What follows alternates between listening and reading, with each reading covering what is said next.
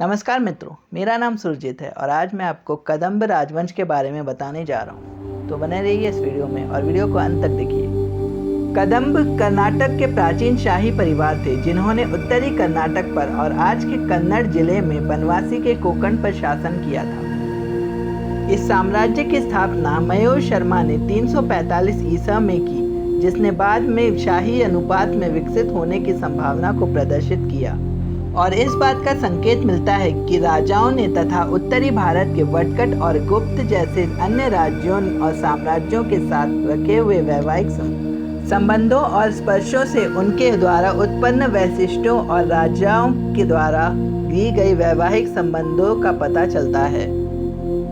मयूर शर्मा ने कुछ स्थानीय जनजातियों की मदद से संभवतः कांची के पल्लवों की सेनाओं को पराजित किया और प्रभुसत्ता का दावा किया। काकुष्ट वर्मा के कार्यकाल में कदंब शक्ति अपने शिखर पर पहुंच गई। अपने आरंभिक शिलालेखों में से एक तालागुंडा शिलालेख में ताज नरेश शांति वर्मा के शिलालेख से कदंब राज्य का सर्वाधिक कारण प्राप्त होता है। इसमें लिखा है कि मयूर शर्मा कर्नाटक राज्य के शिमोगा जिले में तालगांव के निवासी थे और उनके परिवार का नाम कदंब वृक्ष से पड़ा, जो उनके घर के निकट बसा हुआ था। इस शिलालेख में बताया गया है कि कैसे मयूर शर्मा कांची से रवाना हुए। 345 ईसा में अपने गुरु और दादा वीर शर्मा के साथ एक घटिका में अपने वैदिक अध्ययन को आगे बढ़ाने के लिए। वहां उनके और पल्लव रक्षक के बीच एक गलतफहमी के कारण एक झगड़ा खड़ा हो गया, जिसमें मयूर शर्मा को अपमानित किया गया। क्रोधित होकर उन्होंने अपनी पढ़ाई बंद कर दी और कांची को छोड़ दिया और पल्लवों से प्रतिशोध लेने की शपथ ली और हथियार ले लिए। उन्होंने एक श्रद्धालु अनुयायियों के समूह को एकत्र किया और श्रीशैलम क्षेत्र के निकट पल्लवों को हराया।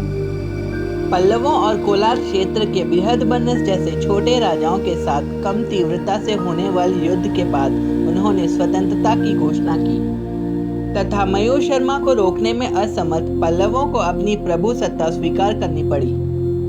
मयूर शर्मा के बाद उनके पुत्र कांग वर्मा ने 365 ईसा में सफलता प्राप्त की। उन्हें अपने राज्य की रक्षा के लिए वटकट से लड़ना पड़ा। जवेयू तुबरेल के अनुसार राजा पृथ्वी ने उन्हें परास्त कर दिया, किंतु अपनी स्वतंत्रता बनाए रखने में वे सफल रहे। काकुष्ट वर्मा राजवंश का सबसे शक्तिशाली शासक था। शास्त्री और मोरिस के अनुसार काकुष्ट वर्मा के राज्य में यह राज्य अपने सफलता के शिखर पर पहुंच गया और तालागुंडा के अभिलेख में उन्हें परिवार का आभूषण कहा गया है। हलासी और हल्मिदी शिलालेख भी उनके प्रति अत्यधिक आदर प्रकट करते हैं। तालुका शिलालेख से ज्ञात हुआ है कि उन्होंने उत्तरी भारत के साम्राज्यवादी गुप्त जैसे शक्तिशाली शासकों से भी वैवाहिक संबंध बनाए रखा। उनकी बेटियों में से एक का विवाह राजा माधव से हुआ था। उसके बाद सिंहासन पर उनके पुत्र रवि वर्मा का शासन स्थापित हुआ। शातवन की तरह ही कंदब राजा भी स्वयं को धर्म महाराजाओं का नाम देते थे और प्रशासन पद्धति का अनुसरण करते थे। राजा सुशिक्षित थे और कुछ विद्वान भी थे और साहित्यकार भी। प्राचीन हिंदू ग्रंथों से संबंधित इस ज्ञान और विवेक ने शासन में मार्गदर्शन किया है। शासनाचार्य ने सरकार में अनेक महत्वपूर्ण पदों की पहचान की, जैसे प्रधानमंत्री, गृह सचिव, विद्वता वित्त, मुख्य सचिव, राजस्व अधिकारी, मुख्य न्यायाधीश और लेखक। गाउंडस ने उन विशिष्ट भूस्वामियों का गठन किया जो राजा और किसानों के बीच कर वसूल करने, राजस्व का रिकॉर्ड रखने के बीच मध्यस्थ थे। 40 सेना में जगदंड, दंडनायक और सेनापति जैसे अधिकारी थे। यह संगठन चौरंगबाला नामक रणनीति पर आधारित था। वे छापामार युद्ध से अज्ञात नहीं थे और अक्सर इसका इस्तेमाल किया करते थे। शिलालेख और साहित्य अर्थव्यवस्था के बारे में जानकारी के प्रमुख स्रोत हैं और उन कारकों से प्रभावित हुए हैं। अडिक के अनुसार कृष्णा, कालबर्गी, फर्डिनेंड किटल, राइस और सेटर जैसे इतिहासकारों के अध्ययन से स्पष्ट है कि राज्य कृषि और पशुचारण दोनों ही तत्वों के राजस्व पर निर्भर था। अनेक अभिलेखों में मुख्यतः आधुनिक शिमोगा, बीजापुर, बेलगांव, धारवाड़ तथा उत्तर कन्नड़ क्षेत्रों, पशु आक्रमणों, वायरों और चरवाहों का उल्लेख मिलता है। पशुओं के छापों में होने वाले अनेक पत्थरों से न केवल अराजकता का संकेत मिलता है, बल्कि हर्डिंग का महत्व भी मिलता है। दुग्ध एवं दुग्ध उत्पादों पर कर लगाना, पशुओं के बड़े झुंड की उपस्थिति तथा दानदाताओं के रूप में हजारों गायों को भेंट देना आर्थिक दृष्टि से महत्वपूर्ण अंग था। मिश्रित कृषि, चराई और खेती का मिश्रण, जिसे धनी गौड़ा किसानों द्वारा नियंत्रित किया जाता था।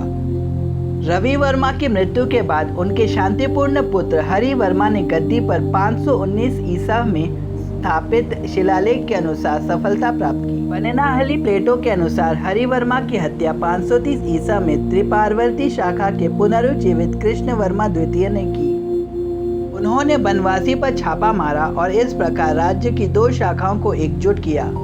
540 ईसा के आसपास चालुक्यों, जो कंदबों के दोस्त थे और बादामी से शासित थे, ने पूरे राज्य पर विजय प्राप्त की। इसके बाद कंदम बादामी चालुक्यों के अनुयायी बन गए।